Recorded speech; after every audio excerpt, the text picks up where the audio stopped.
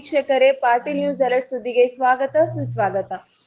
ಬುದ್ದಿನಿ ಹೋಟೆಲ್ನಲ್ಲಿ ಸಿಲಿಂಡರ್ ಸ್ಫೋಟ, ತಪ್ಪಿದ ಭಾರೀ ಅನಾಹುತ.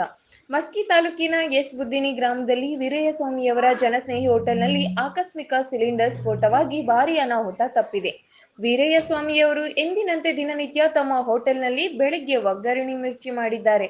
ಅನೇಕರು ಒಗ್ಗರಣೆ ಮಿರ್ಚಿ ತಿಂದು ಹೋಗಿದ್ದಾರೆ. ಆದರೆ ದುರಾದೃಷ್ಟವಶಾತ್ ಏಕಾಏಕಿ ಏನೋ ವ್ಯತ್ಯಾಸ ಆಗಿ ಸಿಲಿಂಡರ್ ಸ್ಫೋಟ ಸಂಭವಿಸಿದಾಗ ಹೋಟೆಲ್ನಲ್ಲಿ 10 ರಿಂದ 15 ಜನ ಇದ್ರು. ಘಟನೆ ನೋಡ್ತಿದ್ದಂತೆ ಎಲ್ಲರೂ ಪಾರಾಗಿ ಸುರಕ್ಷಿತವಾಗಿ ಹೊರಗಡೆ ಬಂದಿದ್ದಾರೆ. ಸ್ವತಃ ಗ್ರಾಮಸ್ಥರೇ ಸೇರಿ ಬೆಂಕಿಯನ್ನ ಆರಿಸುವ ಕೆಲಸ ಮಾಡಿದ್ದರಿಂದ ಹೆಚ್ಚಿನ ಅನಾಹುತ ತಪ್ಪಿಸಿದ್ದಾರೆ. ಇದರಿಂದ ಬಡವರಾದ ವೀರಯ್ಯಸ್ವಾಮಿಯವರು ಮೂಲತಃ ಹೋಟೆಲ್ನಿಂದ ತಮ್ಮ ಜೀವನವನ್ನ ಸಾಗಿಸುತ್ತಿದ್ರು. ಆದರೆ ಆಕಸ್ಮಿಕ ಸಂಭವಿಸಿದ ಸ್ಫೋಟದಿಂದ ಬಹಳಷ್ಟು ಮನನೊಂದಿದ್ದು, ಹೋಟೆಲ್ನಲ್ಲಿ ಅಂದಾಜು 1 ರಿಂದ 1.5 ಲಕ್ಷ ರೂಪಾಯಿ ಬೆಲೆ ಬಾಳುವ ಕಿರಾಣಿ, ಇನ್ನಿತರ ವಸ್ತುಗಳು ಹಾಗೂ 12,000 ರೂಪಾಯಿ ನಗದು ಹಣ ಇಟ್ಟಿದ್ರು.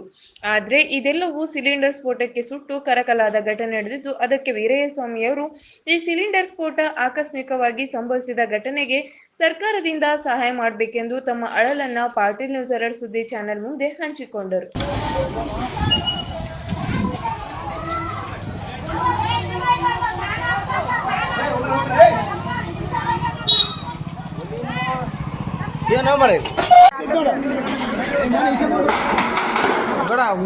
ನೋಡವಲ್ಲಿ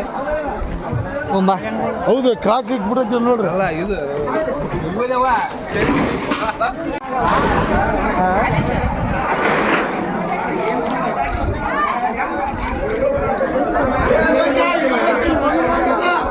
ಇನ್ನೊಂದು ಐತೆ ಕೆಲಿಗೆ ಹಾಕ್ಬೇಕಲ್ಕ. ವೀರಯ್ಯಸ್ವಾಮಿ ರೀ, HP ಗ್ಯಾಸ್ ರೀ. ತನ್ನಾಗಿ ನಾವು ಹೋಟೆಲ್ ಮಾಡಿದ್ವಿ ರೀ ಇಲ್ಲಿ.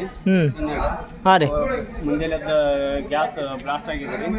ತನ್ನಾಗಿ ಅಡಿ ಮಿರ್ಚಿ ಮಾಡಿದ್ವಿ ರೀ. ಸಣ್ಣ ಪುಟ್ಟ ವ್ಯಾಪಾರ ಮಾಡ್ಕೊಂಡಿದ್ವಿ ರೀ. ಜನರು ಒಂದು 15-20 ಜನ ಇದ್ರು ಹೋಟೆಲ್ದಾಗ ರೀ. ಅವ್ರನ್ನೆಲ್ಲರನ್ನು ಸರಿಸಿ ತನ್ನ ಫುಲ್ ಹೋಟೆಲ್ ಫುಲ್ ಸುಟ್ಟು ಅಪಾರ ಪ್ರಮಾಣ ನಷ್ಟ ಉಂಟಾಗಿದೆ ರೀ.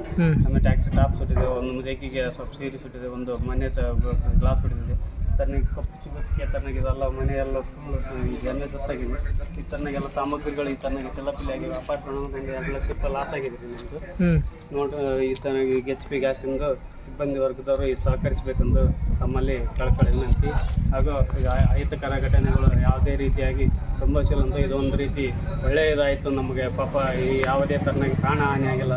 ಅದೇ ಒಂದು ನಮ್ಮೂರು ಗ್ರಾಮ ದೇವತೆಯಾದ ಗದ್ದೆಮ್ಮ ದೇವಿ ಕಾಪಾಡಿದ್ದಾಳಿತ್ತು ಅಂತ ನಾವು ಈ ಮೂಲಕ ಬುದ್ದಿನಿ ಗ್ರಾಮಸ್ಥರಲ್ಲಿ ಹಾಗೂ ಊರಿನ ಪರವಾಗಿ ಎಲ್ಲರ ಪರವಾಗಿ ನಾನು ಕೈ ಮುಗಿದು ಕೇಳಿಕೊಳ್ಳುತ್ತೇನೆ.